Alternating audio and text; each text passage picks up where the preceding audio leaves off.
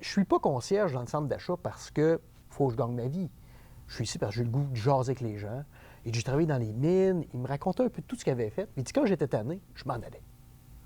Il avait fait le tour du Jordan Place, il s'en allait. Il allait faire autre chose.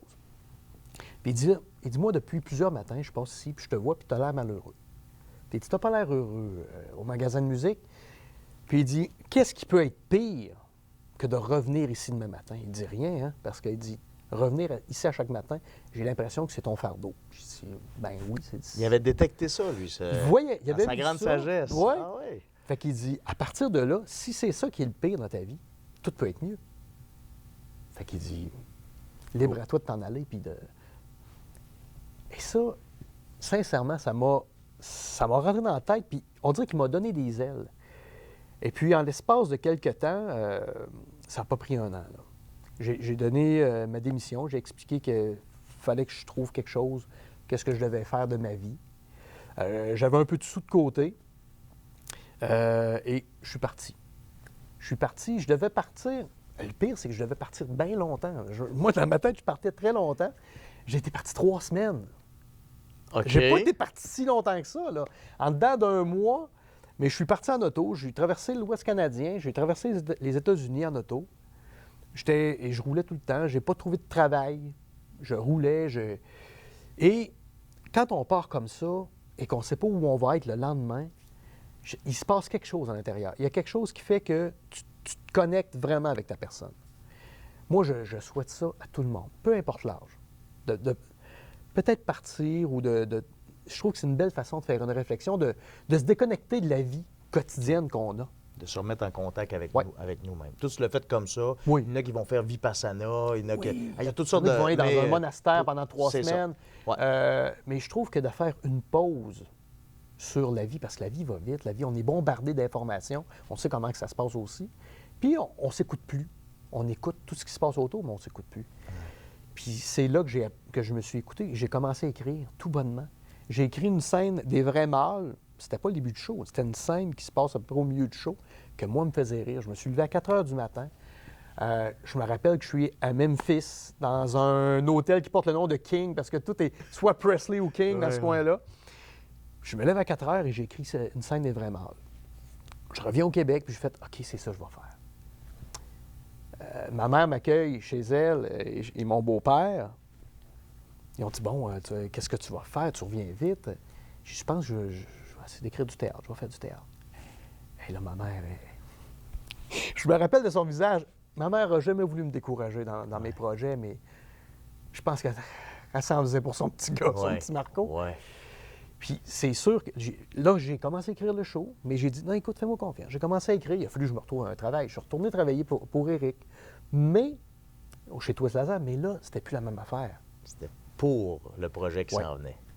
Il y avait une suite, il y avait un plan B, il y avait quelque Ouais, chose. ouais.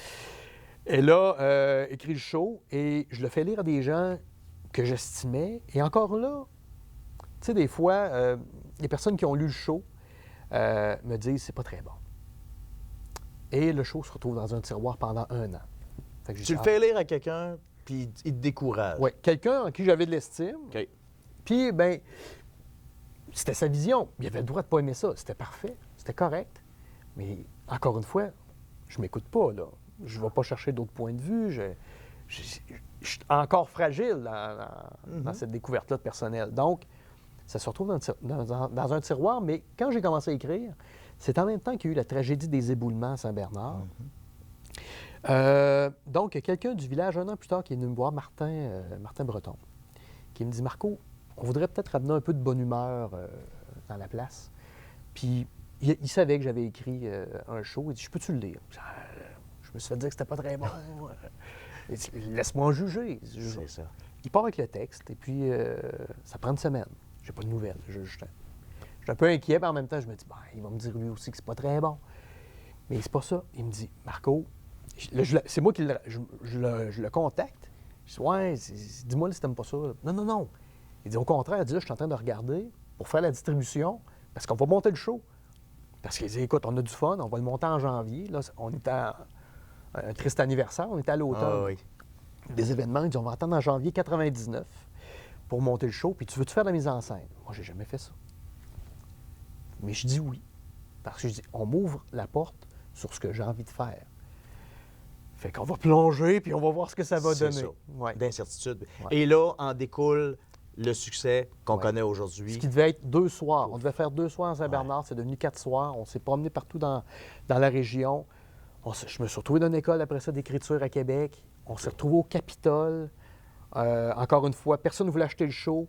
Puis c'est ça que j'ai appris. Il a fallu que moi, j'apprenne ça parce que je pense qu'on a tous un plan et des trucs qui sont pas contre nous, qui sont là pour nous tester tout le temps. Et moi, je me suis rendu compte que la confiance, elle vient jamais tout seul.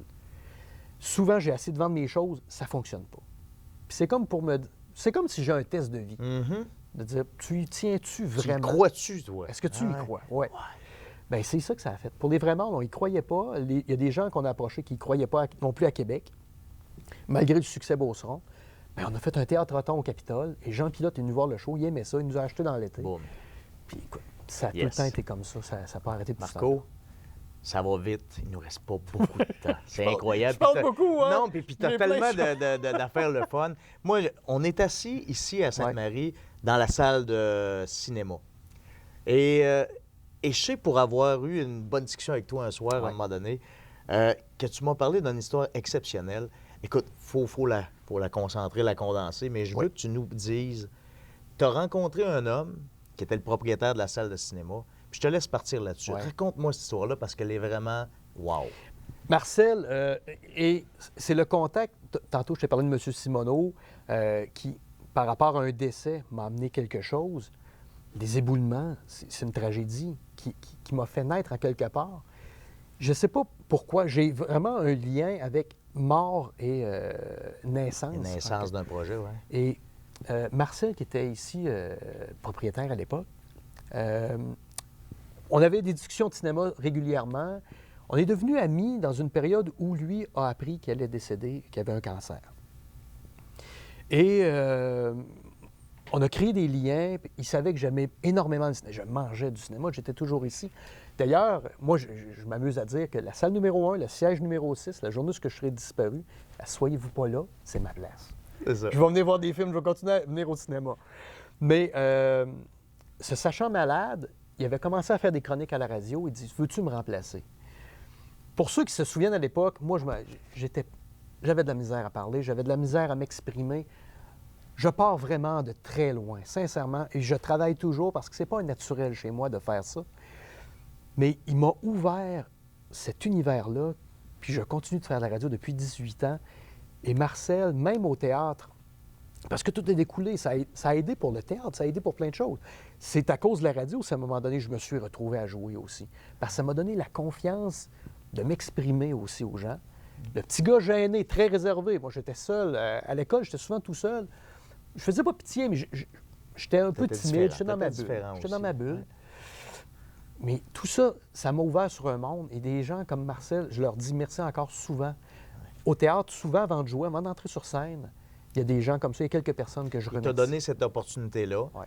Et Marcel aussi, c'est quelqu'un que même dans la maladie, tu as continué d'aller voir pour lui parler du cinéma, pour lui parler pas juste de sa maladie, puis ça lui a fait du bien. Ça m'avait touché parce que j'étais une des seules personnes qui est allée le voir chez lui. Puis je lui demandais s'il y a plein de gens qui venaient. Il dit non, il y a toi qui viens. Puis il y a très, très peu de gens parce que il dit, tout le monde me parle de ma maladie. Et je ne veux pas entendre parler de ça. Puis moi, j'allais pour parler d'art et spectacle, de showbiz, de cinéma, qu'est-ce qui arrivait dans le domaine du cinéma. Et ça le passionnait. Puis il voyait que j'étais passionné.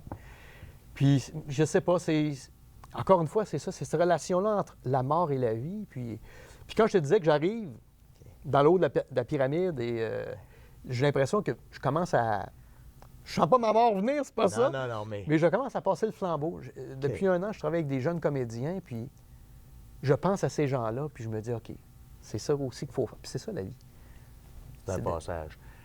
Écoute, donner nos passions un peu.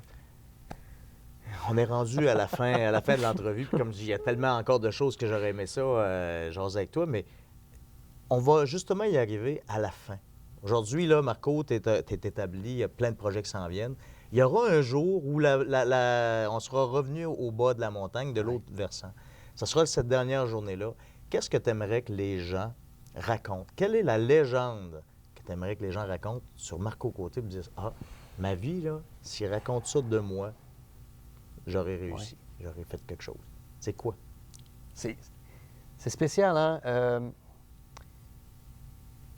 Moi, ce que je me rappelle le plus par rapport à mon travail, c'est quand quelqu'un vient me voir, et c'est arrivé à quelques occasions, qui me racontent des trucs super personnels à eux, des drames, puis qui me disent « Tu m'as fait du bien pendant 2 heures, 1h30, 2 heures.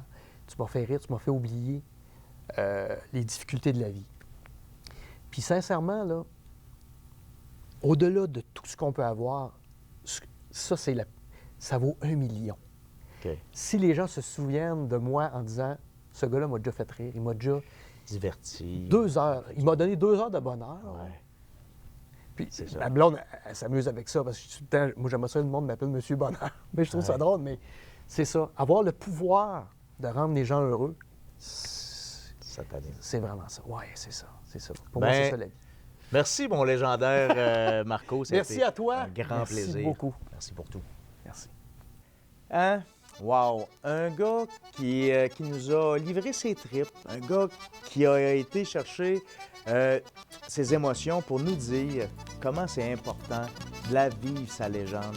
Comment, quand on est un artiste, ou peu importe qui on est, mais qu'on doit la vivre en cohérence, on doit laisser apparaître qui on est, puis c'est là qu'on rayonne, puis c'est là qu'on fait des choses exceptionnelles.